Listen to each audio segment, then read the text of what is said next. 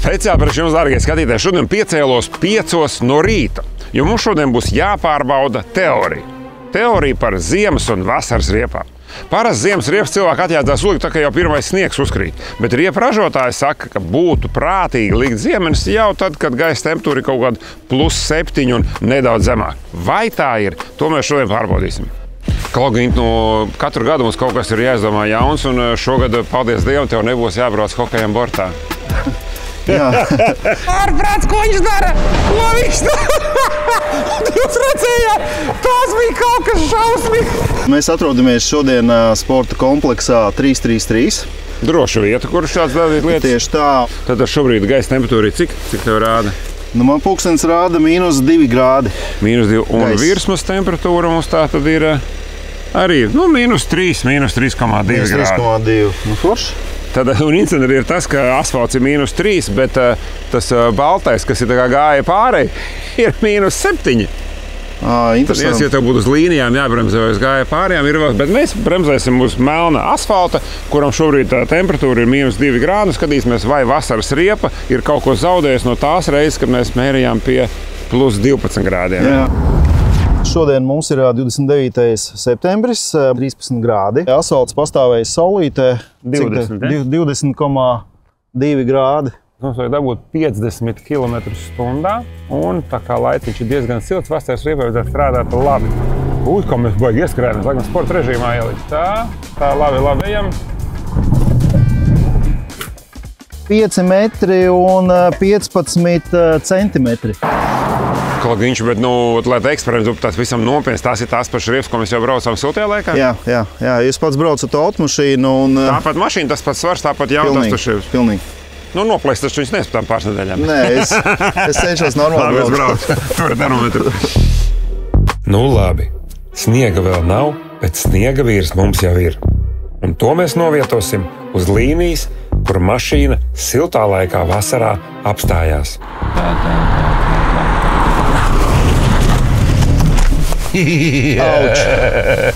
Pirmāreiz mūžā nobrauc sniega vīri.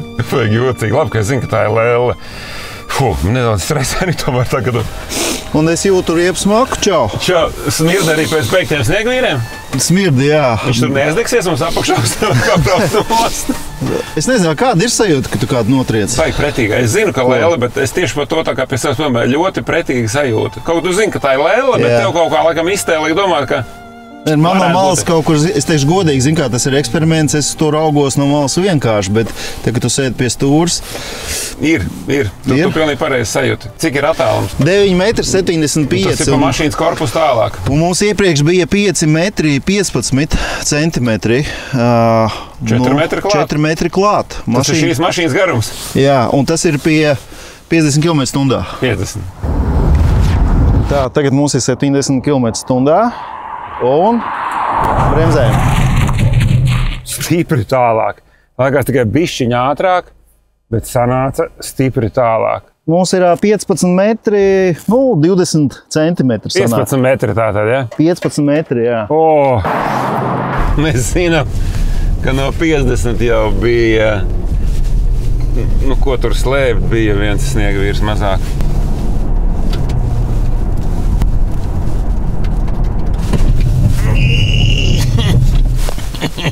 Es domāju, ka sniega vīrs man ienīdīs, un visi mazi bērni arī negribēs man sveicināties ap jauno gadu. Cik var braukt virsū sniega vīriem?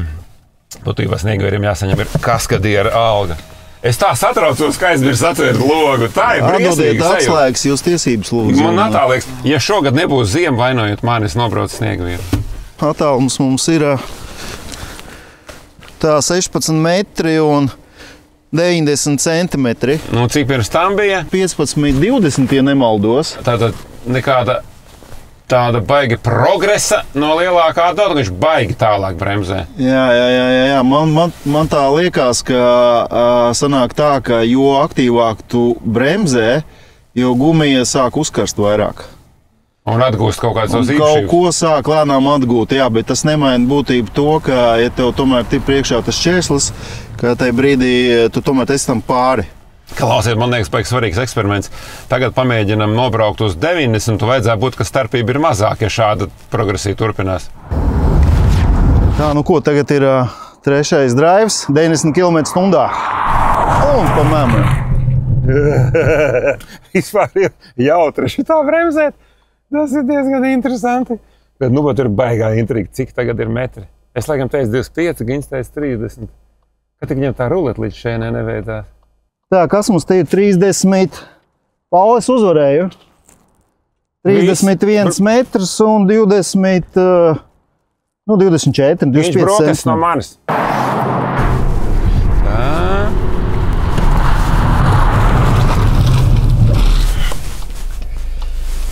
Un tomēr trešā reize arī ir nost. Nu, Pauli, vēl viens, -3.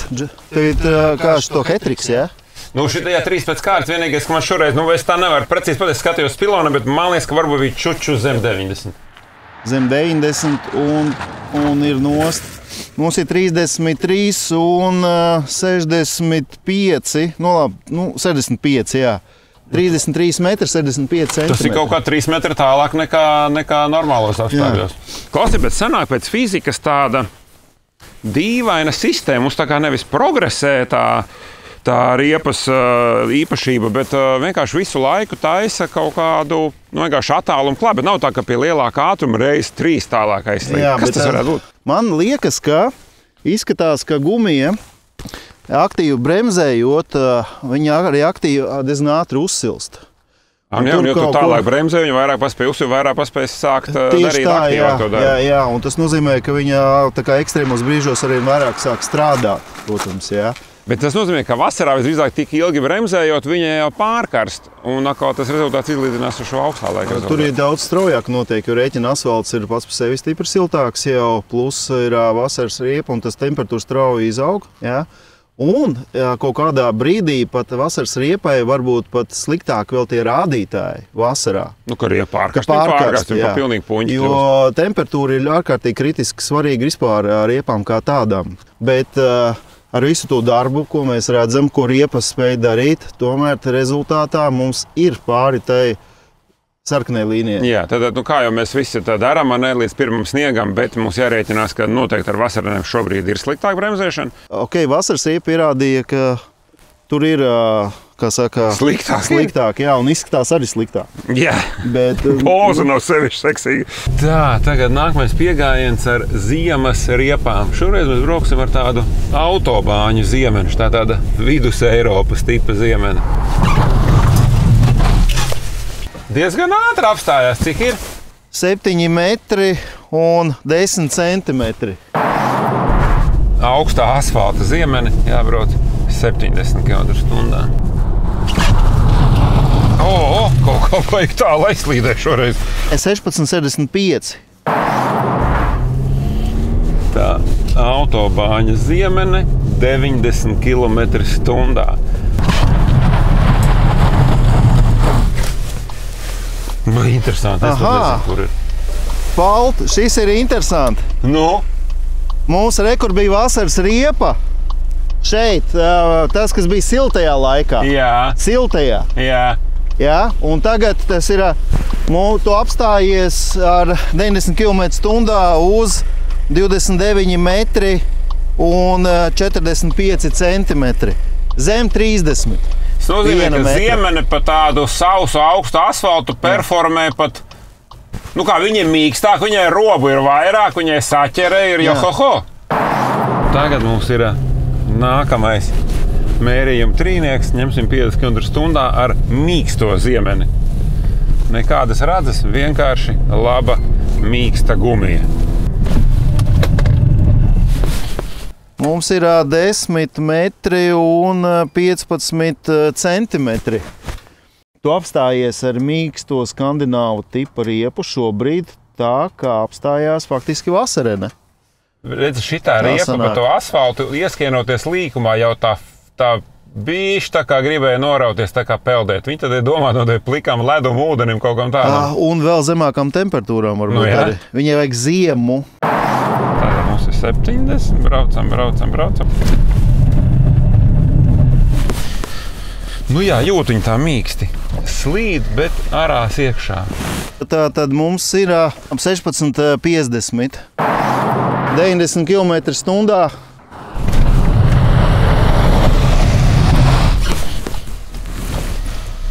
uzstājās diezgan pārliecinoši, bet kāds ir attālums?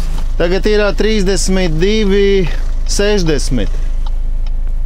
Nu, tu izklausies vīlies, bet es nesaprotu, kāpēc tu esi paņēmis riepu, kas ir domāta slidenam ledum un lieliem mīnus grādiem, kuras sāk strādāt. Ja, un tu viņi brauc pasauli.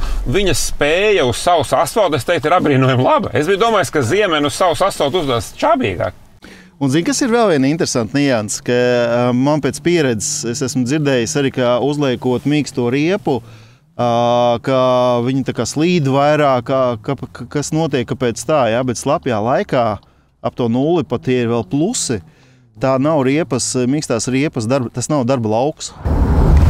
Mēģināsim izbraukt tāļņa testu uz 65 vai 65. Pasaka, kad ir 65. 61, 63, 64, 66. Opā! Kas te notika? Tas bija baisi! Tas bija baisi! Mums ir mīnus pilons. Mīnus pilons un kas pa dūmiem pasties, kas pa dūmiem no mums. Labi, braucam uz 60, uzvedamies kārtīgāk. 48, 52, 55, 58, 59, 60, 61, 62. Apsties, izgāja. Mierīgi. Tikai 5 km/h starpība. Pat mazāk īstenībā, 62 bija. Nu, tad nometot kaut kādus 4-5 km/h, mēs šito varam izdarīt. 54, 63. Nu. Trakākais mēs kā atšķirībā no vasaras, kas bija, ja tu pamanīji, ka mums sāk tā riepa neklausīt, jau griežot pa kreisi. Jā, un tur gan tur. Labi viņa tā kā vēl vairāk padodās. Tas ir interesanti. Es reāli ļoti labi sajūtu, ka tas straujais, tas pagrieziens sistēmas loģiski iestrādājas, bet tāpat ar visu to gaitu pa kreisi. Tā bija pretējā josla, tā bija šoseja. Nedod Dievs, ja tur kāds vēl tajā brīdī pretī. Jā, jo tā kā mēs braucām siltajā laikā ar vasaranēm šo vingrinājumu, tad tas pirmais grieziens izdevās un ne pa ko negāja apakaļ. Bet tagad jau pirmajā griezienā tas ka purnus tu mārā, un otrais vienkārši vairs nesanāk, tā mašīna negrib atpakaļ. Tā kā skaidrs, ka stūrēt pie šādiem te -2 grādiem vasaras riepām ir vēl sliktāk nekā bremzēt. Viņš noteikti mēs braucām šurp par kaut kādām ekspektācijām un esam tagad pie kaut kādiem secinājumiem. Kādi ir tavi secinājumi? Man īstenībā ir daudz tie secinājumi. Es šodien guvu daudz vairāk nekā mēs pat sākumā varbūt domājām, jo man kā riepu pārstāvim īstie rādītāji rezultāti svarīgi bija, lai saprastu, es uzzināju daudz ko vairāk. Tad laikam pirmais, ko mēs uzzinājām, tā visā salīdzinājumā, ka tomēr vasaras riepām pie 0 mīnusi, vieglie mīnusiem, tomēr jau veidojas starpība. Ja? Tad tie 7 grādi, kas visur ir rakstīti kā nomināli, es pieļauju, ka tas ir kaut kāda gumijas sastāvu līmeņa, līmenī, teiksim tā, bet realitātē uz ceļa, tad vai kaut kur ap 0, -2, un tad mēs sākam just to atšķirību. Kāds varbūt, kurš tagad mūs skatās, domā, ko viņi tam mūldināt, atnāca tumsā un asfalta temperatūra bija mīnusos, un tagad ir plusos, bet mēs jau varam mierīgi pārbaudīt, ko mums tas asfalts rāda. Cik tev rāda? -5 šobrīd. Un gaisa temperatūra kā tev rāda? Man pulkstenis rāda joprojām tos pašus -2, kā bija, kad mēs sākām. Tas nozīmē, ka tas mūsu eksperiments notic diezgan viendabīgos apstākļos. Tagad sanāk tā, ka ir katrai riepu veidam un tipam ir savas tā saucamās darba temperatūras. Vasaras riepa, tātad mums bija plus grādos labi bremzēja, bet tikpat ātri arī uzkarsa. Un tad tie rādītāji jau sāk sliktāk palikt. Ziemas riepa savukārt cietā mums jau bremzēja stipri labāk. Un tagad, principā, uz asfalta cietai riepai ziemas asfalts vai sauss vai slapjš, tas arī ir tas pamatdarba lauks. Jā. Un mīkstā savukārt ziemas riepa, kas bija mazliet sliktāk rādītāji nekā tai cietai, bet mēs to arī saprotam, ka tā ir jābūt, jo tieši tā, šādam riepa tipam ir vajag ziemu, vajag mīnus temperatūru ar sniegu, ledu, ūdeni, sniegs ar ledu, viss kopā un ūdens, tad tur viņi arī strādās. Tad mēs šobrīd redzot to, ka tā mīkstā ziemene maķenīt zaudē cietēju uz savus asfaltu, bet mēs taču tā kā vismaz iztēlojamies, ka ja būtu ledus un ūdens un augstums, ka tad viņas performētu pretēji, ne? Es to iztēlojos ļoti labi, tāpēc, ka es joprojām neesmu aizmirsis pagājušo gadu. Hokeja laukumu. Jā. Bremzējām!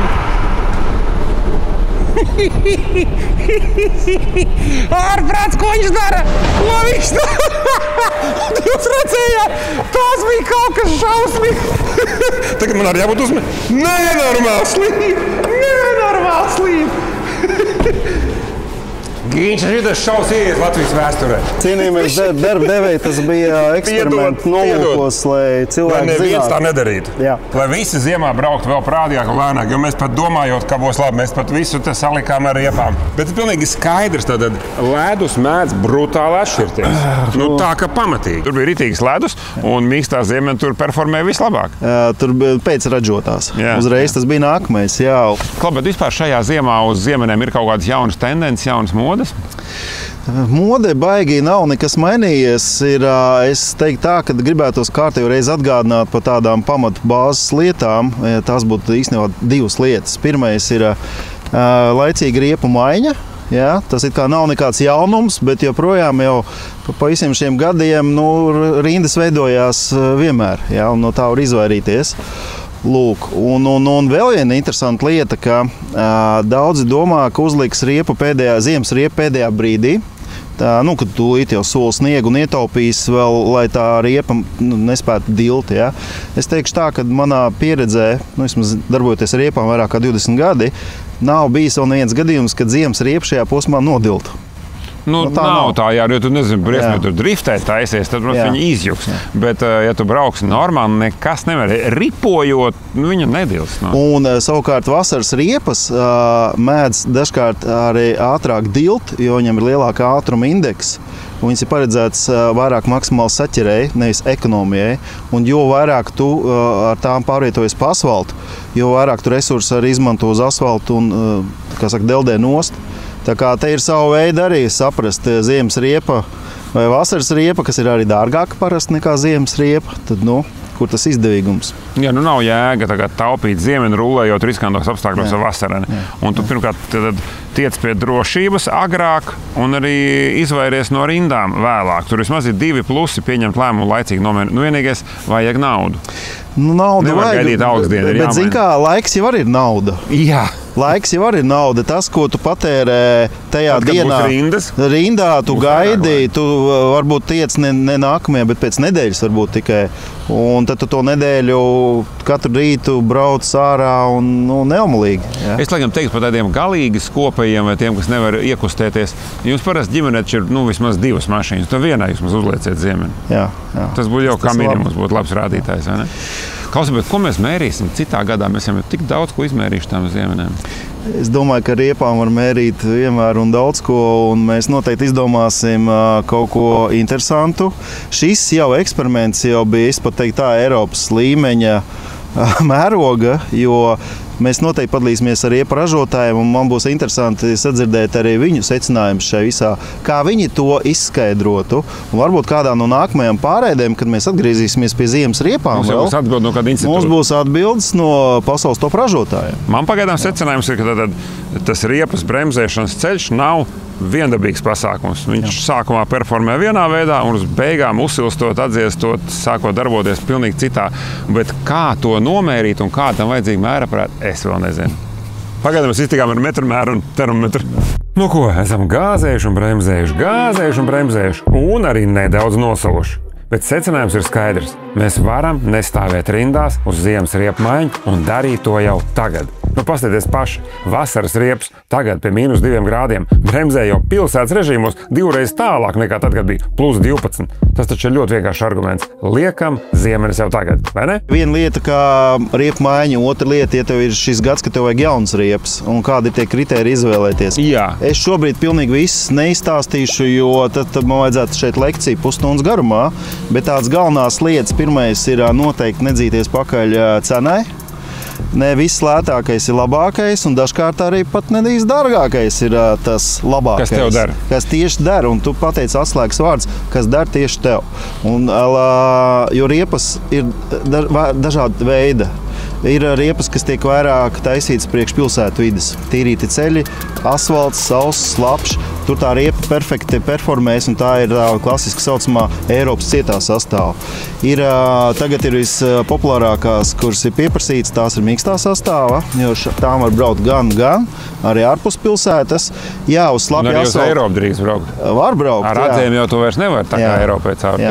Bet ar Eiropu arī atkal, ja tu ikdienā, teiksim, biežāk brauc, tad varbūt tev vajag tomēr to cieto, jo tur tie vidēji uz tiem bāņiem lielākie ātrumi. Un, lai tā mīkstā, tur galīgi atkal temperatūra nepārkarstīs pārējais. Tā kā baigi individuāli.